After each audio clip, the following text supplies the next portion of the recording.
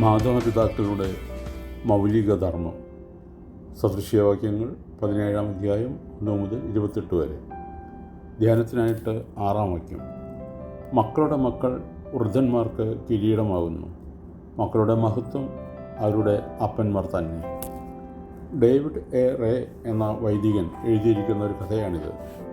17 വയസ്സുള്ള ഒരു പെൺകുട്ടി ഒരിക്കൽ അവളുടെ പിതാവിന് എഴുതിയ കത്തിൽ ഇങ്ങനെ പറയുന്നു: ഡാഡി ചോദിക്കുന്നു, ഇനി നിനക്ക് എന്താണ് വേണ്ടതെന്ന്. നിനക്ക് സ്വന്തമായൊരു കാറും മൊബൈൽ ഫോണും സ്റ്റീരിയോയുമുണ്ട്, എല്ലാ ആധുനിക സജ്ജീകരണങ്ങൾ കൂടിയ ഒരു കിടക്കമുറിയും. ഇവയ്ക്കെല്ലാം പുറമെ നിൻ്റെ പഠിത്തം പൂർത്തിയാകുമ്പോൾ ലോക പര്യടനം നടത്താനുള്ള ഏർപ്പാടുകളും നിൻ്റെ മമ്മിയും ഞാനും ചെയ്തുകൊണ്ടിരിക്കുകയാണ്. ജീവിതം ഉല്ലാസപ്രദമാക്കാനുള്ള എല്ലാ ഭൗതിക വസ്തുക്കളും കൊണ്ട് നിങ്ങൾ എൻ്റെ ജീവിതം കുത്തി നിറച്ചിരിക്കുന്നു എന്നത് വാസ്തവം തന്നെ. എന്നാൽ ഉള്ളു തുറന്ന ഒരു സംഭാഷണത്തിന് വേണ്ടി ഇവയെല്ലാം ഉപേക്ഷിക്കുവാൻ ഞാൻ തയ്യാറാണ്. എൻ്റെ മാതാപിതാക്കളിൽ നിന്ന് ഒരിക്കലും എനിക്കത് ലഭിച്ചിട്ടില്ലല്ലോ. മാതാപിതാക്കളിൽ നിന്ന് ലഭിക്കേണ്ട കരുതലും സ്നേഹവുമാണ് ലോകത്തിലുള്ള എല്ലാ ആഡംബര ജീവിത സൗകര്യങ്ങളെക്കാളും വിലപ്പെട്ടതായി അവൾ എണ്ണിയത്. ഇന്നത്തെ മാതാപിതാക്കളിൽ നിന്ന് ഇവ വേണ്ടത്ര ലഭിക്കുന്നില്ല എന്ന് പലരുടെയും കുടുംബജീവിതത്തിൻ്റെ ഉള്ളിലേക്ക് കടന്നു ചെന്നാൽ മനസ്സിലാകും. പരിഷ്കൃതരെന്ന് അഭിമാനിക്കുന്ന പാശ്ചാത്യരുടെ കുടുംബജീവിത രീതി അനുകരിക്കുവാൻ പലരും വെമ്പൽ കൊള്ളാറുണ്ട്. എന്നാൽ ഈ പരിഷ്കൃത ജീവിത സമ്പ്രദായം ആധുനിക തലമുറയെ ലക്ഷ്യബോധമില്ലായ്മയിലേക്കും മോഹഭംഗത്തിലേക്കും നയിച്ചുകൊണ്ടിരിക്കുന്നു. ലോകത്തിലെ സമ്പന്ന രാഷ്ട്രങ്ങളുടെ തലപ്പത്ത് നിൽക്കുന്ന അമേരിക്കയിൽ ഒരു വശത്ത് സമ്പന്നത കുന്നുകൂടുന്നു, മറുവശത്ത് കൊലയും കൊള്ളയും നടക്കുന്നു.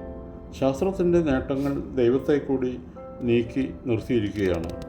ഉല്ലാസപ്രദമായ ജീവിതം നയിക്കുന്ന അതിനുള്ള എല്ലാ ജീവിത സൗകര്യങ്ങളും അവിടെയുണ്ട്. പക്ഷേ മോഹഭംഗങ്ങളും അസ്വസ്ഥതയും അടിക്കടി വർദ്ധിച്ചുകൊണ്ടിരിക്കുന്നു. ഇതൊരു വിരോധാഭാസമായി തോന്നാം.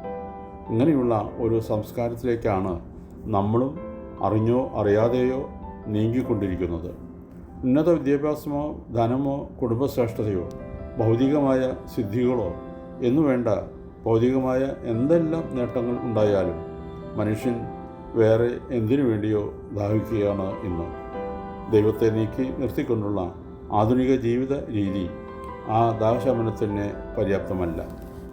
അമ്മയുടെ മാറിലെ ചൂട് പറ്റിക്കിടന്നുറങ്ങുവാൻ ആഗ്രഹിക്കുന്ന കുഞ്ഞുങ്ങളെ പരിഷ്കാരത്തിൻ്റെ പേരിലായാലും ഒറ്റയ്ക്ക് മാറ്റിക്കിടത്തുന്ന അമ്മമാർ അവരുടെ വൈകാരിക ജീവിതത്തിൻ്റെ കഴുത്ത് ഞെരിക്കുകയാണെന്ന് ഓർക്കാറില്ലല്ലോ.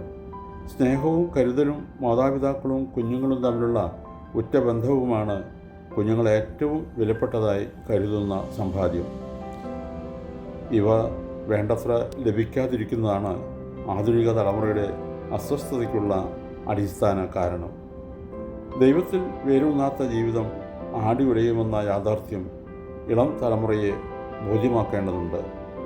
ഏതെല്ലാം കൊടുങ്കാറ്റുകൾ ഉണ്ടായാലും പതറാതെ ഉറച്ചു നിൽക്കുന്ന ദൈവവിശ്വാസമാണ് മക്കളുടെ മുൻപിൽ മാതാപിതാക്കൾ കാഴ്ചവെക്കേണ്ടത്. ഓർക്കണമേ, കുഞ്ഞിൻ്റെ മുൻപിൽ ദൈവത്തിൻ്റെ പേര് അമ്മ എന്നാണ്. സദൃശവാക്യങ്ങൾ 22-6. ബാലൻ നടക്കേണ്ടുന്ന വഴിയിൽ അവനെ അഭ്യസിപ്പിക്കുക, അവൻ വൃദ്ധനായാലും അത് വിട്ടുമാറുകയില്ല. ദൈവം അനുഗ്രഹിക്കട്ടെ. പ്രാർത്ഥനയോടെ കർത്തൃശുശ്രൂഷയിൽ എളിയ ദാസൻ.